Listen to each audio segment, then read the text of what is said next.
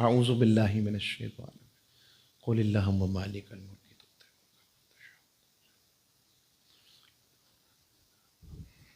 نحمده ونصلي ونسلم على سيدنا ومولانا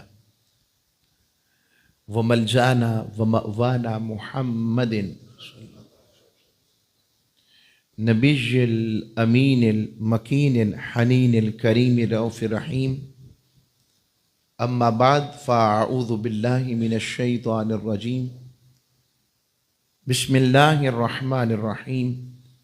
قال الله تبارك وتعالى في القرآن المجيد والنجم إذا هوى ما ضل صاحبكم وما غوى وما ينطق عن الهوى إن هو إلا وحي يوحى علمه شديد القوى ذو مرة فاستوى وهو بالأفق الأعلى ثم دنا فتدلى فكان قاب قوسين أو أدنى. صدق الله مولانا العظيم وصدق رسوله النبي الأمين الكريم. اہل عشق و قلب و سوختہ قلوب والوں، سوختہ کہتے ہیں جو محبت میں سلگتا ہوا دل رکھتے ہوں، اس انتظار میں ہوں کہ کب محبوب کی بات آئے تو ہجر کے ذکر سے دل سوختہ ہو جائیں اور وصل کے ذکر سے آنکھیں بھیگ جائیں. تو آپ سوختہ دل والے ہیں جو محبوب کا ذکر سنتے ہیں. یہ رجب المرجب کا مہینہ، اور آج انشاءاللہ تعالی آج کی رات 27 رجب المرجب کی رات ہے، معراج النبی صلی اللہ علیہ وسلم کی رات ہے. اب کئی ذہنوں میں یہ سوال ڈالا جاتا ہے، ہمارے ہاں کوشچن مارک آ جاتا ہے کہ معراج النبی کی رات منائی ہے کسی نے؟ تو میرا جواب ہے ارے ذکر معراج النبی تو موجود ہے نا، وہ تو سب نے کیا ہے، بس ہم آج کے مطابق ایسا کر لیتے ہیں. حالانکہ یہ 1400 سال میں محدثین، شارحین، اہل محبت سب اس کا ذکر اس لیے کرتے ہیں اور مناتے ہیں تاکہ لوگوں کو پتہ لگ سکے کہ معراج کی شب کیا مقامات رب نے اپنے مصطفیٰ کے دکھائے ہیں، اپنے محبوب کا کیا مقام علو دکھایا، کیا مقام عطا فرمایا. یہ بھی مقصود ہے اس کا. تو معراج النبی صلی اللہ علیہ وسلم کے حوالے سے پچھلی نشست میں میں نے عرض کیا تھا کہ ہم یہاں تک رکے تھے کہ تاجدار کائنات صلی اللہ علیہ وسلم نے بیت المقدس میں قیام فرماتے ہوئے وہاں پر نماز ادا کی، اور امام حضور تھے اور مقتدی انبیاء علیہ السلام تھے. اور وہاں پھر ایک عظیم الشان کانفرنس میں، انبیاء کی کانفرنس تھی، سارے نبیوں نے خطاب کیا اور حضور نے وہاں پر صدارتی خطبہ ارشاد فرمایا. یہ کتب حدیث میں سیر میں موجود ہے چیزیں. آج کا مضمون بالخصوص سورہ النجم کی روشنی میں معراج مصطفیٰ کو تکتے ہیں اور اس میں اس سوال کا جواب ڈھونڈتے ہیں کہ کیا حضور نے اپنے رب کو دیکھا تھا یا جبریل امین کو اور دوسری نشانیوں کو دیکھا تھا. ایک سوال ہے، ضرورت اس لیے پیش آئی. اور یہ بھی بتا دوں کہ اگر کسی کا یہ عقیدہ ہے یا جو یہ کہتے ہیں کہ انہوں نے اللہ کو نہیں دیکھا، تو ایسا کہنے سے وہ اسلام سے تو خارج نہیں ہوتا، مگر قرآن و حدیث کی صحیح تعبیر و تشریح سے وہ درست بھی اس رستے پر براہ راست اس طرح سے دکھائی دیتے ہوئے نظر نہیں آتے۔ اور یہ بھی عرض کر دوں کہ یہ صحابہ کے دور سے اس چیز میں بھی اختلاف ہے، پھر کہوں گا نہ اس سے کوئی کافر ہوتا ہے۔ البتہ جو محبوب کا ذکر معراج النبی کا شروع ہو جائے تو اگر اس کا دل خوش نہیں ہو رہا اور چہرے پر قبض ہے، اسے غور کرنا چاہیے وہ کلمہ کس کا پڑھتا ہے۔ ہمارے بچوں کا ہمارے سامنے ذکر کیا جائے تو ہمارے دل کتنے راضی ہوتے ہیں۔ جس کی محبت کا ذکر کیا جائے تو محبوب اور محب راضی ہوتا ہے کہ میرے محبوب کا، میرے محب کا ذکر ہو رہا ہے۔ اب اس کو پرے کر دیں، جن پر ساری کائنات کی محبت ہے اور جان بھی قربان، محب تو بہانہ ڈھونڈتے ہیں محبوب کا ذکر کرنے کے لیے، وہ تو بہانہ ڈھونڈتے ہیں، اور ہمیں یہی بہانہ کافی ہے جو میں نے پچھلی دفعہ بھی عرض کیا تھا۔ ایک ہی جملہ، حضور اس دن بڑے خوش تھے، آقا کا چہرہ بڑا مسکراہٹ والا تھا۔ یہ بہت بڑی بات۔ تو سورہ النجم کی ان آیتوں کا، یہ قرآن مجید کا 53واں سورہ ہے، نام ہی نجم ہے، اور نجم کے معنی مفہوم میں ہم تکتے ہیں کہ حضور کی شان کا اظہار کیسے ہوا ہے۔ اس آیت سے پہلے، سورہ النجم سے پہلے سورہ الطور ہے۔ طور کا تذکرہ نشان اس لیے آ گیا کیونکہ اس کو نسبت کلیم اللہ سے ہے، اور نجم اس لیے عالی شاہ ہو گیا کہ اس کو نسبت حبیب اللہ سے ہے۔ کلیم اللہ سے نسبت جس پہاڑ کو ہو جائے وہ طور ہے، اور رب اس نام پر پوری سورت اتارے، اور اس کا جو جس طرح قرآن کے حرفوں میں ایک ربط ہے، اس طرح قرآن کے لفظوں میں بھی ایک ربط ہے، ایک انٹریکشن ہے، ایک کنیکشن ہے، ایک انٹرویژن ہے، ایک کوہین ہے ان کے اندر، یعنی بھائی چارہ، یعنی ایک چین ہے۔ اور اس طرح قرآن کی آیتوں میں بھی ایک مضمون ربط بین الآیات ہے، interaction between the verses of Quran. یاد رکھیں، اس مناسبت کے ساتھ جب قرآن کی سورہ طور اور سورہ نجم کا جب ہم مطالعہ کرتے ہیں تو حیرت میں ورتا ہے، حیرت میں گم ہو جاتا ہے انسان۔ اللہ کریم آخری جو سورہ طور کی آیت ہے ختم بھی نجم پہ کر رہا ہے، اور سورہ نجم کی شروعات بھی نجم سے کر رہا ہے۔ وہاں فرماتا ہے وَإِدْبَارَ النُّجُومِ، اور ستارے ڈوب گئے۔ The stars has been set down، ستارے ڈوب گئے۔ اور جب بات آ گئی محبوب علیہ السلام کی، ستارے ڈوب گئے، اور فرمایا اب سورہ نجم کو شروع کہاں سے فرمایا؟ فرمایا وَالنَّجْمِ إِذَا هَوَىٰ، سب ستارے ڈوب گئے اور چھپ گئے، اور پھر میرا مصطفیٰ کا ستارہ بلند ہوا۔ اور صرف یہ نہیں کہا کہ ستارہ بلند ہوا، واو قسمیہ جاریہ لایا اور فرمایا قسم ہے اس ستارے کی۔ وہاں ستاروں کے چھپ جانے اور ڈوب جانے کی بات تھی، اب ذکر آیا تو کہا اس ستارے کی قسم جو نہایت تیزی سے چشم زدن میں اوپر جا کر نیچے اترا۔ اب اس حویجن کے اندر اوپر چلا جائے تو معراج ہے، وہ عبد ہے، اور نیچے آ جائے تو پھر حضور کے میلاد کا ذکر ہے۔ اوپر جانا معراج ہے تو رب عبدہ کہہ کر بات کرے، اور نیچے آ جائے تو رب فرمائے ما ضل صاحبکم، ارے تمہیں اپنی صحبت سے نوازنے والے گم نہیں ہوئے۔ وہاں یہ بات فرمائے۔ اب جو نجم کے معنی کی طرف اگر میں آؤں تو اس کے بے شمار معنی میں سے چند معنی آپ کے سامنے لیتا ہوں۔ النجم سے سریا کو مراد لیا جاتا ہے۔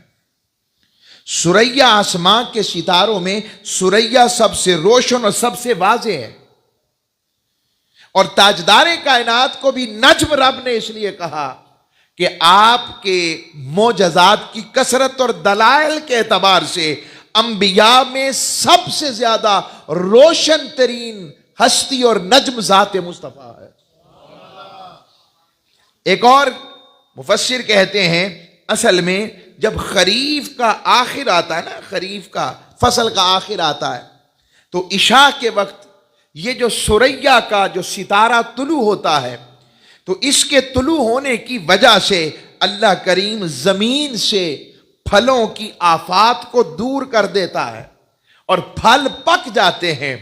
اسی طرح جب تاجدار کائنات کی ظہور و آمد ہوئی، رب نے سارے دلوں کی بیماریاں دور کر دیں اور ایمان و عرفان کے پھل پک گئے۔ اسی وجہ سے رب نے نجم کہہ کر اپنے مصطفیٰ کی قسم کھائی ہے۔ اب تیسرا سنیں، فرمایا النجم سے مراد آسمان کے ستارے ہیں۔ تو آپ کو علم ہونا چاہیے، آج بھی کمپاسز چلتے تھے، کسی دور میں کمپاس یہ کرتا تھا، وہ ستارے کی تعین کرتا تھا، راستے کا تعین کرتا تھا کہ یہ ستارہ فلاں سمت کا ہے، یہ فلاں سمت پر ہے۔ یہ ستاروں کے ذریعے راستہ تلاش کیا جاتا تھا، کمپاس بھی اس کے ذریعے وجود میں آئی۔ اور پھر اس سے آگے آ جائیں تو پھر اب علیحدہ پھر تناب وہ ایک علیحدہ آ جائے گا پھر سسٹم سائنسز کی طرف۔ میں ابھی اس طرف نہیں جا رہا، میں کوشش کروں گا ایک مضمون صرف اس پہ رکھوں، سائنس اور معراج النبی پر انشاءاللہ۔ تو عرض کر رہا ہوں، تو اس مناسبت سے ستاروں سے سمندروں، جنگلوں اور ریگستانوں کے راستے وہاں سے معلوم کیے جاتے تھے کہ فلاں ستارہ یہ راستہ دیتا ہے۔ تو جس طرح ان ستاروں سے راستے لیے جاتے تھے، حضور وہ ستارہ ہیں جو رب تک پہنچانے کا سیدھا راستہ ہے۔ رب نے والنجم کہہ کر اپنے محبوب کی بات کی، سبحان اللہ۔ پھر النجم سے ستاروں کو رجم کرنا، اس سے مراد کہ شیاطین جو تھے وہ جب اوپر جاتے اور اپنی آوازیں کہتے کہ کیا باتیں ہو رہی ہیں، فرشتے کو عالم غیب کی باتیں کو پتہ لگیں، الوہی معاملات کی، تو اس مقام پر اللہ کریم شہاب ثاقب لیتا۔ تو نجم سے مراد شہاب ثاقب، انہیں مارے جاتے، فرشتے مارتے تو وہ بھاگ جاتے ہیں۔ اسی مناسبت سے تاجدار کائنات کی تعلیمات سے زمین پر لوگوں سے شیطان کو اور شیاطین کو دور کیا گیا، اور رب نے اس وجہ سے کہا والنجم، حبیب تو وہ شہاب ثاقب ہے جس کی وجہ سے شیطان اور نفس کے حملوں سے وہی محفوظ رہے گا جو تیری ذات سے وابستہ ہو جائے گا۔ پھر آگے آ جائیں، نجم کا ایک معنی قرآن مجید بھی ہے، وہ پھر علیحدہ ایک معنی آ جائے گا۔ پھر نجم کا معنی، گھاس کو بھی نجم کہتے ہیں۔ گھاس کیا ہوتی ہے؟ اب گھاس کا تھوڑا سا پودا کہیں ایک آدھی گھاس لگا دیں تو وہ پھیل جاتی ہے، وہ پھیل جاتی، خود بخود پھیل جائے گی، گھاس پھیلتی ہے۔ رب نے نجم کہہ کر بتایا محبوب تو وہ اول بیج ہے کہ میں نے تجھے بویا، یعنی تجھے بنایا، تو تیرے بنانے سے ساری پھیلایا تو کائنات بن گئی، اور سمیٹا تو محمد مصطفیٰ بن گیا۔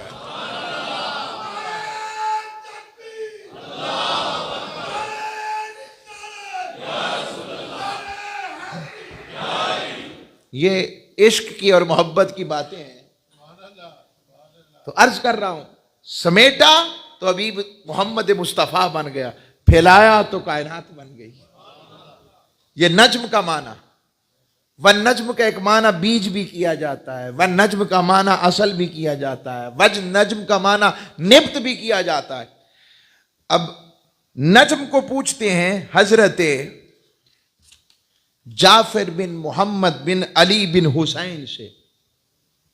کون جعفر بن علی بن حسین؟ کون؟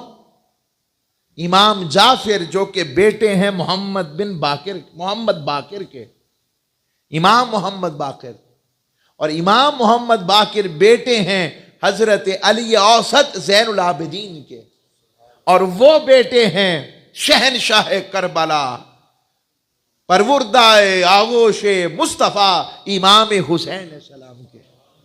وہ بیان کرتے ہیں کہ نجم، اب گھر والے ہم سے زیادہ قرآن جانتے ہیں، ان سے پوچھا نجم کیا ہے؟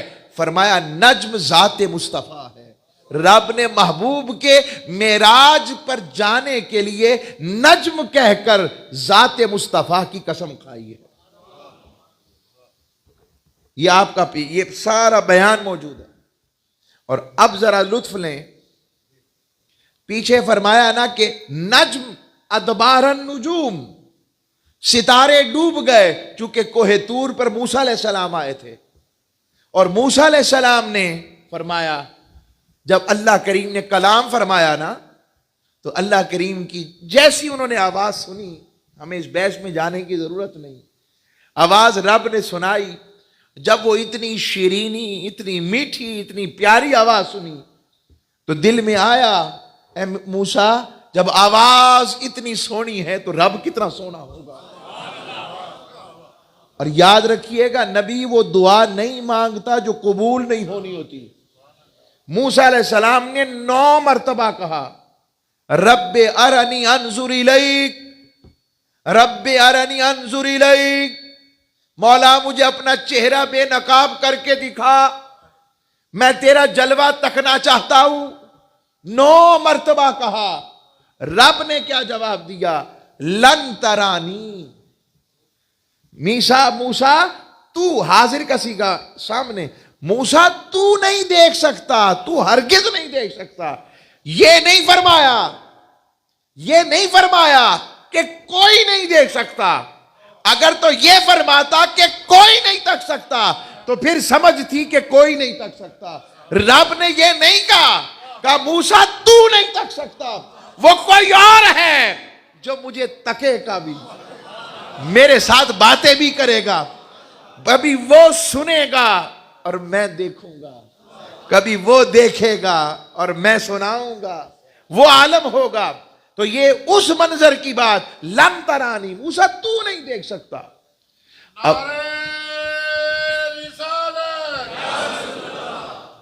اور اس کا اظہار جو ہوا حضور کی بارگاہ سے، اللہ نے کیسے پورا کیا یہ بھی میں اشارہ دے دیتا ہوں۔ جب حضور علیہ الصلوۃ والسلام 50 نمازوں کا تحفہ لے کر آئے نا، 50 نمازوں کا، تو موسیٰ علیہ السلام راستے میں کھڑے ہو گئے۔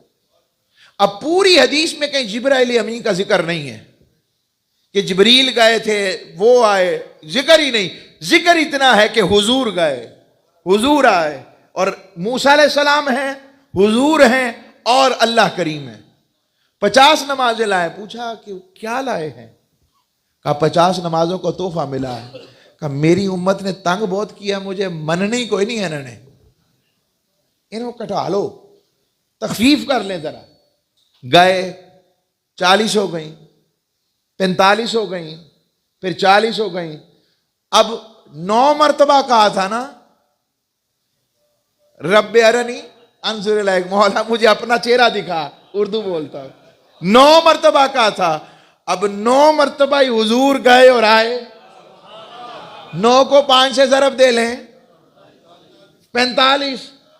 مجھے لگتا ہے رب نے دعا ایسے قبول کی، موسیٰ تو تک تو نہیں سکتا ہمیں ان آنکھوں سے، اب تجھے تکانا بھی ہے، تیری بات رد بھی نہیں کرنی۔ اس کا یہ کرتے ہیں حبیب، آئینہ مصطفیٰ کو بناتے ہیں اور جلوے میرے ہوں گے، میں نماز کے لیے بیچتا رہوں گا، تو واپس بیچتا رہی، وہ بھی تکتا رہے گا، میں بھی تکتا رہوں گا، اور تو بھی تکتے رہنا۔ ہائے ہائے، وہ بھی تکتا رہے گا، میں بھی تکتا رہوں گا، اور تو بھی تکتا رہنا۔ اور ہر دفعہ کہتے جلوے میں اور لذت آتی، مولا پھر بھیجنا، وہ پھر اچھا کٹ کر آ لو، پھر جاؤ، اور جلوے بڑھتے اور نظر آتے۔ حضور وہ آئینہ بن گئے جس میں رب کے جلوے نظر آتے تھے۔ یہ تو محبت کی بات ہے۔ وہ کسی نے کیا خوب بات کہی، پنجابی کی، سرائکی کا شعر ہے، جو لوگ نہیں سمجھتے ان محبت کی بولیوں کو، ان کے لیے ایک شعر ہے، او یا ملا نہیں کہیں کار دے، او شیوے نہ جانن یار دے۔ اور شیوے ہی نہیں پتا رب اپنے محبوب کا مقام بتانا چاہتا ہے کہ میرے محبوب کا مقام کیا ہے، اپنے آپ کو اپنے محبوب کے تعلق سے جوڑنا کیسے۔ رب یہ مقام دکھانا، بتانا اور سمجھانا چاہتا ہے تاکہ پتہ لگ جائے رب کون ہے اور اس کا حبیب کون ہے۔ اب واپس پلٹتا ہوں، اب کئی ذہنوں نے یہ بھی سوال کیا کہ حضور کو پتا ہوتا کہ 5 ملنی ہے تو پہلے ہی 5 لے لیتے، 50 اتنے چکر کیوں لگائے؟ ہائے ہائے، عجیب سوال ہیں ان عقل کے گورکھ دھندوں کے۔ ارے اگر یہی بات رکھنی ہے تو پھر جواب سن، جواب یہ ہے ارے حضور کو تو نعوذ باللہ نہ پتہ لگا، رب کو تو پتا تھا نا، وہی اکٹھی 5 دے دیتا، وہ تو عالم الغیب والشہادہ ہے۔ یہ الزامی جواب ہے میرا، اللہ کو تو پتا تھا، وہی اکٹھی 5 دے دیتا، وہ کیوں چکر لگوا رہا ہے؟ ارے تو کیا سمجھ، یہ چکر نہیں تھے، یہ محبوب کی محبت کا دیدار اور مقام تھا۔ ادھر موسیٰ کو راضی کرنا تھا، ادھر مصطفیٰ کی شان کو بڑھانا تھا۔ سبحان اللہ۔ اب اس شعر کا ایسے ہی محبت کا ایک سبحان، بس یہاں سمجھ اور لگتی ہے، پھر میں آگے بیان کرنے سے ذرا احتیاط کرتا ہوں، کہیں پھٹ نہ جائے ہمارے دل کی کیفیت، کہیں ایسی بات نہ نکل جائے کہ بس پاری پکڑو، بس اتنا کہ بس بعد از خدا بزرگ توئی قصہ مختصر، بس اتنی کافی ہے، بس اس سے آگے کیا کہیں۔ اب قرآن کو پڑھیں، اب توجہ رہے ذرا۔ اللہ کریم نے فرمایا وَالنَّجْمِ إِذَا هَوَىٰ، قسم ہے روشن ستارے محمد کی صلی اللہ علیہ وسلم۔ اب ایک اور نکتہ ذہن میں آیا ہے، سمجھا، عرض کروں محبت میں؟ سنیں گے؟ سنیں پھر۔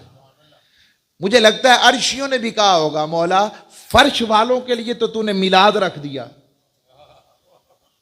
اور انہوں نے حضور کی شان، اور نے کہا لقد من اللہ علی المؤمنین، میں نے مومنوں پر احسان کیا۔ تو حبیب میرے رب، میرے ہمارے مالک، ہم عرشیوں نے بھی تیرے مصطفیٰ سے مستفید ہونا، ہم کیا کریں؟ رب نے کہا ان کے لیے میلاد رکھ دیا، تمہارے لیے معراج رکھ دیا، ان کا میلاد ہو گیا، تمہاری معراج ہو گئی۔ سبحان اللہ۔ اور فرمایا وَالنَّجْمِ إِذَا هَوَىٰ، قسم ہے روشن ستارے محمد کی، جب وہ چشم زدن میں صلی اللہ علیہ وسلم معراج، شب معراج اوپر جا کر نیچے آئے، اور آگے کیا فرمایا؟ فرمایا مَا ضَلَّ صَاحِبُكُمْ وَمَا غَوَىٰ، فرمایا اور وہ اپنی صحبت سے نوازنے والے نہ کبھی بھولے نہ کبھی بھٹکے۔ اب یہ اتنی عظیم الشان آیت ہے، اس آیت کو جوڑ لیں وَوَجَدَكَ ضَالًّا فَہَدَىٰ کے ساتھ، اس سے پتہ لگتا ہے کہ پڑھانے والا کیسا ہے، اس نے محبوب کو کیسا پایا، کس کے پاس بیٹھ کر دین لیتے ہیں۔ ان سے لیتے ہیں جو ایسی سوچ والا اگر کوئی ہے کہ یہ پتہ نہیں، وہ پتہ نہیں، یہ پتہ نہیں، اگر کوئی ہے تو کیا قرآن نے اس لیے اب رب نے اپنا قرآن کافروں میں محبوب کے لیے اتارا کہ اس میں پتہ لگے کہ یہ پتہ نہیں، یہ پتہ نہیں، یا اس لیے اتارا کہ میرے محبوب کو یہ بھی پتہ ہے، یہ بھی پتہ ہے، یہ بھی پتہ ہے، حتیٰ کہ میرا بھی پتہ ہے۔ ذرا غور کریں، ہم بندہ غیروں میں بیٹھا ہو اور آپ کا کوئی قریبی دوست ہو، اور وہ دوست آ کر آپ کی بات اور آپ کے سائیڈ کی بات کرے، تو اس کا حق ہے کہ وہ دوست ہے اور وہ آپ کی طرفداری کرے ہی نہ، اور کیا مینو منو۔ سمجھانا چاہتا ہوں بلا تشبیہ و بلا مثال، مجھے اینو تے آندے کا میں دسنا تو آپ اسے دوست کہیں گے؟ اب اس بات کو پرے کر دیں، رب محب ہے اور مصطفیٰ محبوب ہے، اور سامنے قریش، کفار، یہودی سارے بیٹھے ہیں، ان سے حضور روز کلام کرتے ہیں۔ رب نے قرآن اس لیے اتارا ہے کہ محبوب کی کمیاں بتائے اور اس سے اپنی طاقت بتائے۔ ارے وہ تو ہے ہی طاقتوں والا، اسے بتانے کی ضرورت کیا ہے کہ میں طاقت والا ہوں، وہ ہے ہی طاقتوں والا۔ اس نے تو سارا کچھ بتایا اس لیے کہ میں طاقت والا ہوں تو میرا مصطفیٰ کیسا ہوگا۔ اب یہاں جو دلہ کا لفظ آیا ہے کہ حضور یہاں پر ہمارے ہاں پاکستان میں چلتے ہیں، سڑک پہ چلتے ہیں، تو یہاں پر چلتے ہوئے کوئی سڑک، کوئی اس کو کہتے ہیں ڈائمینشنز ہوتی ہیں، راستے ہوتے ہیں، پورے میپ سے میپنگ ہوتی ہے. چلو گوگل میپ لگا لیں، میپنگ سسٹم ہوتا ہے، یہ راستہ ہے، یہ چیزیں ہیں، یہاں سے یہ شہر ہے، یہاں سے یہ شہر ہے. سوال یہ ہے وہ کعبہ قوسین و ادنیٰ کے قرب میں کون سی میپنگ ہے؟ اس خلا میں کون سے راستے ہیں کہ یہاں جنت الماوا ہے، یہاں عرش ہے، یہاں کرسی ہے، یہاں لوح ہے، یہاں قلم ہے، وہاں کون سے راستے ہیں؟ رب نے کہا جہاں کوئی راستے نہ تھے، ما ضل صاحبکم وما غوا. ارے صحابہ اور میرے محبوب کے امتیوں، میرا مصطفیٰ تو ان بے راستوں پر بے راستہ نہیں ہوا. جہاں راستے کوئی نہیں وہاں پر بے راستہ نہیں ہوا اور سیدھا مجھ تک پہنچا. کیسے ہو سکتا ہے کہ وہ زمین پر بے راستہ ہو جائے؟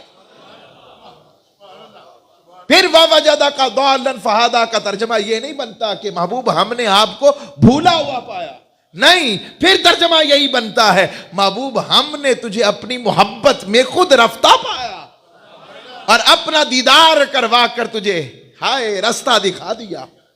یہ معنی بنتا ہے ما ضل صاحبکم وما غوا کا یہ معنی، ورنہ قرآن میں کانٹرڈکشن آ جائے گا، تضاد آ جائے گا. رب نے قرآن تضادات کے لیے تو نہیں اتارا ہے. وہاں نہیں گم ہوئے بلکہ جبرائیل امین سدرۃ المنتہا پر کھڑے ہو گئے. یہاں بھی ایک عشق کا نقطہ ہے. روایت میں آتا ہے کہ سیدنا صدیق اکبر نے جب یہ بات سنی تو کہا جبریل تو رک گئے تھے، میں ہوتا تو جل جاتا، جو ہونا ہوتا ہو جاتا، محبوب کا ساتھ نہ چھوڑتا. ہائے اپنے اپنے عشق کی بات ہے نا، عشق کے اپنے مزاج ہوتے ہیں، اپنی باتیں ہوتی ہیں. میں ساتھ نہ چھوڑتا. رب نے کہا ابوبکر تیری بات اتنی پسند آئی، اوروں کی صحابیت کی بات اور تیری صحابیت کی بات میں کر دیتا ہوں. وَإِذْ يَقُولُ لِصَاحِبِهِ جب حبیب آپ اپنے صحابی ابوبکر سے فرما رہے تھے تو اب آگے فرمایا وَمَا يَنطِقُ عَنِ الْهَوَىٰ، اور آپ اپنے مرضی سے، خواہش سے کلام نہیں کرتے. ان ہوا الا وحی یوحا، اور وہی کلام کرتے ہیں جو سراسر وحی ہوتا ہے. اشارہ دیتا ہوں، آقا صلی اللہ علیہ وآلہ وسلم تشریف فرما تھے. حضور علیہ السلام کی بارگاہ میں ایسا شخص آیا، پہنچ گیا، جس کو حضور علیہ السلام نے اشتہاری وانٹڈ شخص قانون حوالے سے کسی وجہ سے، سخت ترین اس کے پچھلی زندگی کی وجہ سے جرائم ایسے تھے جس سے فساد کا خدشہ رہتا، تو حضور نے فرمایا اس کے لیے اجازت ہے، اس کو قتل کر دیا جائے. وہ چھپتے چھپاتے حضور کی بارگاہ میں پہنچ گیا، بیٹھا رہا، بات چیت کر کر امان لے لی. حضور نے امان دے دی، چلا گیا. حضور نے فرمایا تم میں سے کوئی نہیں تھا جو اسے پکڑ کر گھسیٹ کے لے جاتا اور اس پر حد جاری کر دیتا؟ اعلان تو میں نے کر دیا تھا. صحابہ نے عرض کیا یا رسول اللہ آپ اشارہ فرما دیتے. اب یہاں پر جو جملہ ہے نا ان ہوا الا وحی یوحا، حضور وحی کے سوا کچھ نہیں بولتے. آقا نے فرمایا نبی مکار نہیں ہوتا. ہائے ہائے ہائے ہائے، یہ خلق مصطفیٰ بتا رہا ہوں. اور امتی ہم ذرا غور کریں، ہم بخشش کی امید کن سے، شفاعت کی امید کن سے، اور ہماری زندگیاں. بس اشارہ دے رہا ہوں، خود غور کریں. فرمایا نبی مکار نہیں ہوتا. میرا انداز ہی میں آنکھ مارتا یہ مکاری ہے، اور نبی مکار نہیں ہوتا. آگے فرمایا ایک جگہ بات آئی تو آقا علیہ الصلوۃ والسلام نے فرمایا میں مزاح میں بھی جھوٹ نہیں بولتا. ہائے ہائے ہائے ہائے، حضور جو بات فرماتے حق ہے. فرمایا علمہ شدید القوا، اور ان کو بڑی قوتوں والوں نے علم سے نوازا. اب کئی ذہنوں میں اس سوال، اس کا ترجمہ یہ کرتے ہیں کہ جبرائیل امین جو بڑی قوتوں والے تھے. میرا سوال ہے جبریل کی قوت آدم علیہ السلام سے زیادہ ہے؟ علم کے حوالے سے لائے نا پہلے تو. علم آدم بڑا ہے کہ جبرائیل امین کا علم بڑا ہے؟ آپ بتائیں. آدم علیہ السلام کا علم بڑا، کوئی شک ہے اس میں؟ مسجود ملائک ہیں حضرت آدم، اگر علم آدم کے سامنے جبرائیل امین علیہ السلام کا علم نہیں ٹھہرتا تو پھر علم مصطفیٰ کا مقام و مرتبہ کیا ہونا چاہیے؟ بس اشارہ دے رہا ہوں ساتھ ساتھ. کیا جبریل کے لیے اتنا زور دے کے 18 آیتیں اتاری رب نے؟ آگے پڑھیں. فرمایا ذو مرۃ فاستوی، پھر اس نے اپنے ظہور کا ارادہ فرمایا. کس نے؟ کچھ نے کہا جبریل امین نے، کچھ نے کہا نہیں اللہ نے اپنے ظہور کا ارادہ فرمایا، جو دونوں معنی لیں. اور وَهُوَ بِالْأُفُقِ الْأَعْلَى، کب؟ کہا جب کچھ نے کہا وہ اونچے کنارے پر تھے. کون؟ کچھ نے کہا جبریل اونچے کنارے پر تھے. ارے جبریل کے لیے اتنا تامل، اتنا تحقق، اتنی دیر، جبریل کو تکنے کے لیے صرف اتنی بات بنانی، پہلے نجم کہنا، پھر بات کہنی محبوب گم نہیں ہوا، پھر یہ کہنا کہ وہ اپنی مرضی سے نہیں بولتے، وہ وہی بولتے جو وہی ہوتا ہے، پھر کہنا کہ اسے شدید علم والے نے طاقت دی، پھر کہنا کہ وہ ظہور کا ارادہ کیا، اور پھر وہ اس افق پر پہنچ گئے، اونچے کنارے پر. اور وہ کون سا کنارہ تھا؟ جہاں پر مکان ختم ہو رہا تھا اور عالم لا بقا تھا. آقا صلی اللہ علیہ وسلم وہاں تھے. اب یہاں تک سنا کر اب میں واپس پلٹتا ہوں. آقا صلی اللہ علیہ وسلم سدرۃ المنتہا سے آگے نکلے، آگے پہنچے تو آگے حضور علیہ السلام کے لیے ایک تخت آیا رفرف نامی، وہ تخت رہ گیا. پھر آقا صلی اللہ علیہ وسلم کے لیے ایک حالہ نور آیا، حضور وہ بھی رہ گیا. پھر تاجدار کائنات صلی اللہ علیہ وسلم کا سفر اور رفتار تھی اور قربت خداوندی کا سفر تھا. حضور بڑھتے گئے، حضور بڑھتے گئے. ایک مقام آیا کہ ایک مقام پر آ کر مہمان رک جاتا ہے اور پھر ہوتا ہے میزبان آگے بڑھتا ہے. جب حضور ایک مقام پر آ کے رک گئے، رب کے جلووں کی خیر، رب کی صفاتی تجلیوں کی خیر، رب کی رحمتوں کی خیر پڑتی رہی. ایک مقام آ کر حضور رک گئے، آواز آئی کیف یا محمد ان ربک یصلی. مصطفیٰ یہاں تک آنا تیرا کام تھا، رک جا، اب تیرا رب خود تجھ پر درود پڑھتے ہوئے تیرے استقبال کے لیے آگے بڑھ رہا ہے، آگے بڑھ رہا ہے، خود درود پڑھتا ہوا استقبال کرتے ہوئے. ذہنوں میں سوال آ گیا، بھائی حضور رب آگے بڑھا استقبال کرتے ہوئے. ارے ہماری شارک کے قریب آ جائے تو کوئی مسئلہ نہیں، ہر رات آسمان دنیا پر آ جائے تو کوئی مسئلہ نہیں، لیلۃ القدر میں مغرب کے بعد آ جائے تو کوئی مسئلہ نہیں، آسمان دنیا پر یوم الحج یوم عرفہ کے دن آ جائے تو کوئی مسئلہ نہیں. حتیٰ کہ حدیث میں آتا ہے وَإِنْ آتَانِ يَمْشِي آتَيْتُ هَرْوَلًا، اگر بندہ میری طرف چل کے آتا ہے رب فرماتا ہے میں دوڑ کے جاتا ہوں، کوئی پیچھے نہ رہ جائے. اگر ہماری طرف دوڑ کے آ جائے تو کوئی مسئلہ نہیں، اور رب اپنے مصطفیٰ کے قریب آ جائے تو مسئلہ آ جائے. ارے تم سمجھے نہیں ہو، بس اس کیفیت کو بیان نہیں کیا جا سکتا. میں اختتام کر رہا ہوں اور اسی پر میں چاہتا ہوں اس نوٹ پر 1-2 منٹ اوپر ختم ہو جائے. جب تاجدار کائنات اس مقام پر اب قرآن کہتا ہے ثم دنا فتدلی، پس حضور آگے بڑھے اور آگے بڑھے. ایک ترجمہ یہ، کچھ نے کہا نہیں رب آگے بڑھا اور رب ہی آگے بڑھا، یہ بھی ترجمہ ٹھیک.